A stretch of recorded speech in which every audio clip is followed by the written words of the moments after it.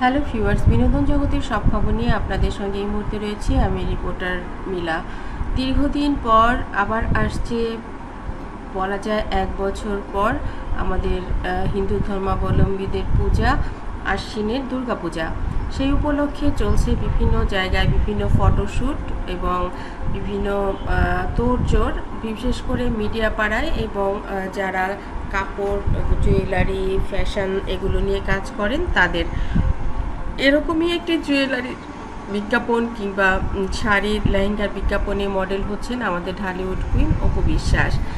এরই মধ্যে একটি চমৎকার লেহেঙ্গার বিজ্ঞাপনে অংশ নিয়েছিলেন আমাদের ঢালিউড কুইন। সেই লেহেঙ্গাটি পরা অবস্থায় শাকিব খানের বাবা অপু বিশ্বাসকে দেখে ফেলেন এবং সে বলেন, অপুকে অনেক সুন্দর লাগছে, এই লেহেঙ্গাটা ওকে কিনে দে। শাকিব বললেন, এই লেহেঙ্গাটার দাম 2 লাখ, এত দাম দিয়ে লেহেঙ্গা কিনে পরবে তো মাত্র একদিন। শাকিব খানের বাবা বললেন, এটা ওকে অনেক মানিয়েছে, এটা পরা আমি ওকে দেখতে চাই, এই টাকাটা আমি ওকে স্পন্সর করতে চাই, ও যেন না জানে। জয় বলল, তোমার ছেলেকে দিয়ে হবে না, তুমি টাকাটা আমার কাছে দাও, আমি মমকে দিব এবং আমি ওকে এটা কিনে দিব, মমকে এটা সারপ্রাইজ দিব। শাকিব খানের বাবা বললেন, তুমি সেটা পারবে? জয় বলে, তোমার নাতি পারে না এমন কোনো কাজ নেই, টাকাটা শুধু আমাকে দাও, দেখো আমি কি করছি। যেমন বলা তেমন কাজ। অপু বিশ্বাস প্রমোশন করছিলেন লেহেঙ্গাটির। ওর মধ্যে শাকিব খানের ছেলে আবরাম খান জয় মেসেজে তাদের যে বড় বস তার সঙ্গে কন্ট্যাক্ট করলেন এবং টাকাটাও পে করে দিলেন। দিন শেষে যখন অপু বিশ্বাস লেহেঙ্গাটি খুলতে চাইলেন তখন তিনি বললেন, তোমার বাবা তোমাকে দেখতে চেয়েছে, এই লেহেঙ্গাটি পরে তুমি তার কাছে চলে যাও। শাকিব খান এবং জয় সেখানে ছিলেন না। অপু বিশ্বাস বললেন, দাদা এটা অনেক দামি একটা লেহেঙ্গা, আমি পরে বাবার সামনে গেলেও এটা নষ্ট হয়ে যাবে, এরকম পাগলামি করার কোনো দরকারই নেই।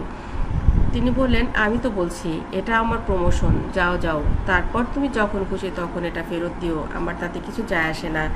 এই কথা শুনে অপু বিশ্বাস তবুও খুলতে চাচ্ছিলেন। তিনি বলেন, আমি তো, এটা আমার অংশ, বললামই তো এটা আমার প্রমোশনের অংশ, তুমি যাও। অপু বিশ্বাস বিশ্বাস করতে না পারলেও যেহেতু এটা ব্র্যান্ড প্রমোটারের আদেশ, তাই সে এই প্রমোশনটা করার জন্যই তিনি যে রেমুনারেশনটা আজকে পেলেন সেটা নিলেন এবং গাড়িতে গিয়ে উঠলেন।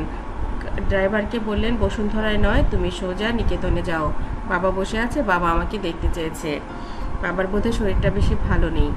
কথাটা শুনে ড্রাইভার বললেন, তাই নাকি, আচ্ছা ঠিক আছে, আমি তাড়াতাড়ি যাচ্ছি।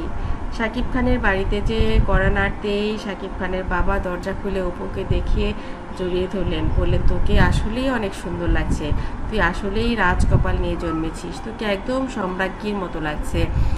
অপু বিশ্বাস বললেন, বাবা এরকম লেহেঙ্গা পরে আমি অনেক ডান্স করেছি, কিন্তু এত সুন্দর লেহেঙ্গা আমি কখনোই পরিনি। লেহেঙ্গাটা যখন আমি পরছিলাম আমার কাছে আসলেই অনেক ভালো লাগছিল, তুমি কি করে বুঝলে যে এটা পরলে আমাকে অনেক ভালো লাগবে? শাকিব খানের বাবা বললেন, তুই তো আমার মা, মাকে কখন কোন পোশাকে মানায় সেটা আমার চাইতে আর কে ভালো বুঝবে। এই লেহেঙ্গাটা আজকে থেকে তোর, এটা তোকে আমি উপহার দিয়েছি, এটা আমি কিনে নিয়েছি তোর জন্যে। অপু বিশ্বাসের চোখ দিয়ে জল গড়িয়ে পড়লো। বললো, পাপা তুমি তো মিডিয়ার কিছুই বোঝো না, তুমি কি করে করলে?